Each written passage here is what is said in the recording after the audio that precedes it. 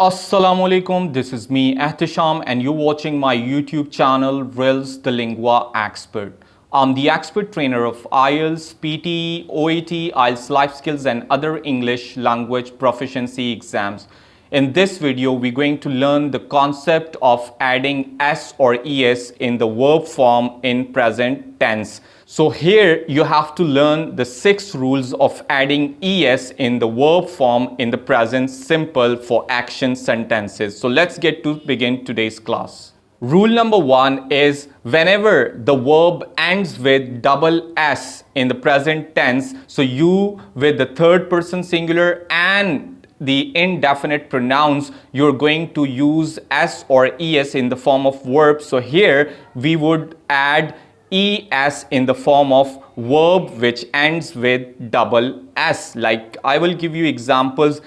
Pass is a verb, PASS. So whenever we make it with the third person singular or indefinite pronoun, so I would say somebody passes the ball or he passes the ball. So this is the example of adding ES to the verb which ends with double S. And another example is cross. So cross, CROSS, and the verb cross also ends with double S, and we have to also add ES if we find the subject either indefinite pronouns or we find it third person singular like he, she, it, or any singular noun. So let's get to have the second rule.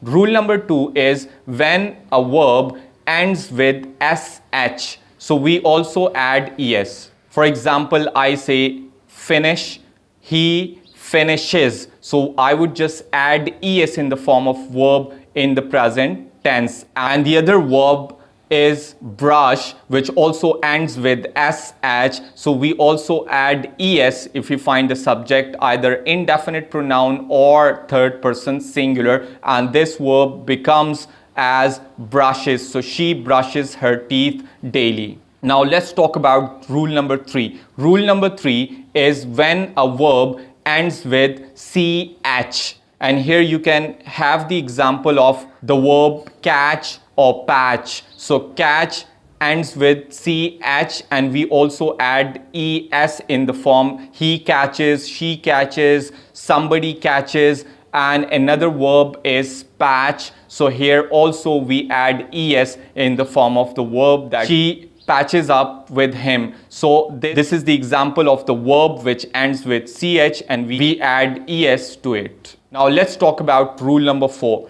When a verb ends with O, we add ES into it. Like the common examples are do and go. So these verbs also take ES in the present if we find the subject either indefinite or third person singular. So the sentence would be he goes to school and she does it. So here with do you have added up ES, so do has become does and go has become goes. Now let's talk about the 5th rule, and the 5th rule is when a verb ends with X, so we also add ES to the form of verb. Like box, so boxes. I'll give you the example, she boxes the gift. And another verb is fix, FIX, that also ends with X, and here we also add ES, somebody fixes up the relation. So fixes up anything, fixes up any electronic gadget, so you say fix up. And here when you see a subject either the third person singular or indefinite pronoun, you also add ES to the form of verb. Now let's talk about the last rule, rule number 6, and this one is quite technical. So here if you see a verb which ends with Y and preceding to this Y you see a wall, so that will only take S in the form of verb, it will not take ES. So here we have the examples of the verbs buy and pray. These two verbs end with Y and preceding to them you see a wall. For buy, you see U is a wall, and for pray, you see A is a wall that is preceding to Y. So we only add S in the form of verb if we find a subject either third person singular or indefinite pronoun. So the sentence would be he buys or she praise. But when the verb which ends with y and preceding to that word you see a consonant, so you are going to replace y with I and you have to add es in the form of verb when you see a subject either in definite pronoun or third person singular. So here are a few examples like the words cry and try. You see a consonant before y, like R is a consonant which has been used before y. So to make a sentence like cry, you have to replace y with I and you have to add es at the end of the verb form. So here the construction will be cries, C-R-I-E-S